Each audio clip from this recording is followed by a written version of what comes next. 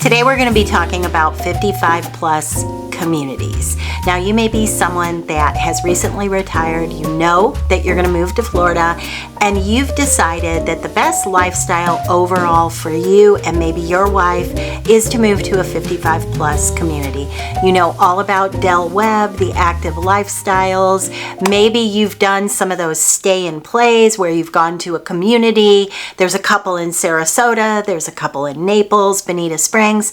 Maybe you have done the round of those and you really had a great time when you were at those 55 plus communities, and that really appeals to you because although you love your grandkids, you don't want to live next door to everybody else's grandkids because you're fully aware that the houses in Florida are pretty close to each other, and you don't want everyone and their kids and grandkids on both sides of you every Saturday and Sunday, having a party, loud music, having a good time, and you're all for the good time, but you envision yourself leading more of a quiet, relaxed lifestyle that you've earned after working all these years, and you want to play a little pickleball, you want to do a little lap swimming, you want to relax at the pool, maybe you want to golf, you just want to be among people that are of similar age and similar pace of life that you are. And that makes perfect sense. So today we're going to be going over some of the things that you may not have thought of. So as always on my channel, I like to keep things, pretty balanced out. I did a video on the villages and I did a cons video. So the things that are potentially not so good about living in the villages. And if you're unfamiliar with the villages, that is a huge, enormous, I think there's in the ballpark of 80,000 people that live there. Enormous 55 plus plan unit development, plan master development. So it's huge. I did a video on that, and I did the things that might be perceived as not so good because when I type in the villages, you can instantly come up with 250 videos talking about all the good things. So to balance that out a little bit, I thought it was only fair to also bring up things that maybe would not be perceived as that wonderful. Because I know myself that when I go to buy something out of a state that I'm not licensed in and I'm relying on someone else to tell me about their state, yes, I want to hear the good things, but I also want to hear the things that aren't as good because that's life. There is nowhere on this earth that is going to check all the boxes. And as I always tell my buyers, let's work to a 90% solution. If we get to that, we've done really well. So I always try to present a balance of good with less good. I give you all the pieces of the puzzle and then you put it together as it works in your world. So today we're going to be talking about things that maybe you didn't think of. I'm not going to give you the brochure things, the wonderful, beautiful things, all the reasons you want to live in a 55 plus community because you probably already know them. We're going to talk about things maybe you had not thought of.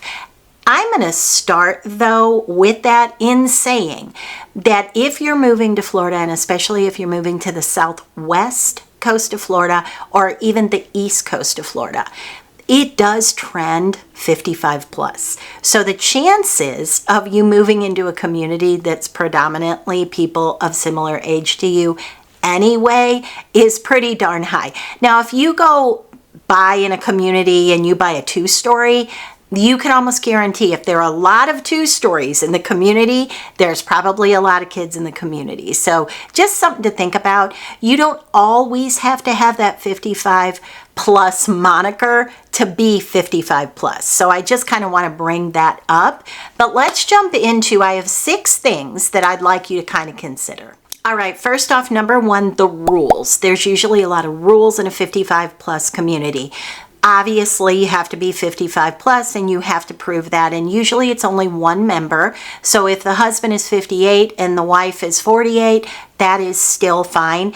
And also 20% of the people that live in a 55 plus community can be under the age of 55. And you may not have known that, but you can have people in that community, although there's usually not many and most communities never hit the 20%, but you can have some. So usually there is a lot of rules in those type of communities. And by that I mean days that your grass can be cut. If they don't have a lawn service, then they might tell you you have to find a grass cutter that can cut on Tuesdays only.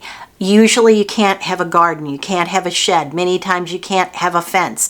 A lot of times you can only have one dog. Many times the dog has to be under 25 pounds. One of the rules that's pretty common that you may not be aware of is they also many times will limit the length of time that your guests can stay. So I will hear from people often that are thinking about buying a 55 plus community. Well, we're going to buy it and then we're going to stay a few months out of the year, and then our kids are going to stay a few months out of the year. Not if they're under 55. So usually there's a length of time that the kids are allowed to stay, even the grandkids. I can think of a community very close to Marco Island, right in Naples, East Naples. I can think of a community that no kids are allowed in the pool area after 6 o'clock in the evening. So you have to be aware of a lot of those rules. Number 2, resale can be very limited. So if you buy in a 55 plus community, remember, if you decide that it's not for you and you want to sell, you have to sell to somebody that qualifies for a 55 plus community. Now, depending on what part of Florida you live in and what the price point is and what the HOAs are in terms of fees, really think about that resale value, because a lot of times when people are buying after the age of 55, many times they see that as the last home they're going to buy. They're going to relax, they're going to enjoy their life living the way that they want to live. And they don't really think about resale, but you really do have to consider that. And you also have to consider that, let's say you're 80. You're 80, your wife is 85, and we hope that you have many, many long years. We hope for a good 20 years coming forward for you. But if you have kids, let's say you have kids that are in their 40s, and they have no desire to move to Florida, they are not going to be able to use that property themselves until they're over 55. So if you're looking at it from an investment perspective, think that through. And that's been something when I'm working with folks that they don't always think that through. And sometimes they step back and go, wait a minute, our kids aren't even going to be 55 for another 10 years or whatever it may be. So it's just something to consider. Number 3, nosy, nitpicky, Mrs. Kravitz kind of neighbors. There are a lot of them. I'm sorry to tell you, and listen, you may live in the villages and you might have the greatest neighbors ever, but let me tell you something. There are a lot of people that tell me they don't like their neighbors. Their neighbors are peeking out the windows. The neighbors are outside the second they're outside. Their neighbors want to know where they were last night. Oh, you got home late, Bob. What were you doing? Their neighbors are all over it because they're retired. They're sitting around. They're looking out the window. You pull up at midnight. Your headlights hit their window. They're awake. They want to hear all about it the next day. Now, to you, again, as I always say, sometimes people say, well, you know what? I don't mind. I want to have friends. That may work for you, but I just like to bring it to your attention, because if that's happening day in, day out, and it's happening at the restaurant, and it's happening when you go to pickleball, and it's happening when you see them taking your walk, that could get a little under your skin. Number 4, retirement does not change who a person is.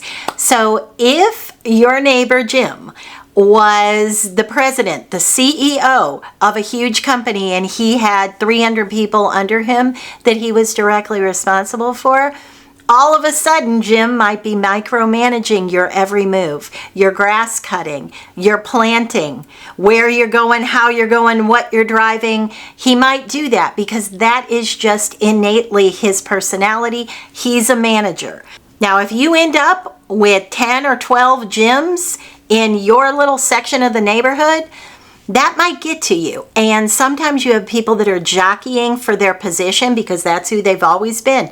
They've always been the president of the board. They've always been running the show, calling the shots, making the decisions. When they retire, those personality traits don't just automatically disappear.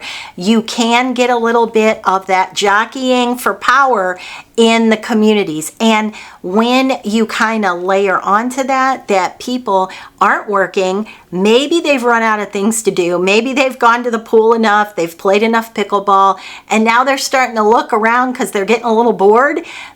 These things can happen. All of a sudden that management personality comes out. They're looking for a position as treasurer, or maybe they want to be the president of the HOA. You can also get women who get very, very cliquish.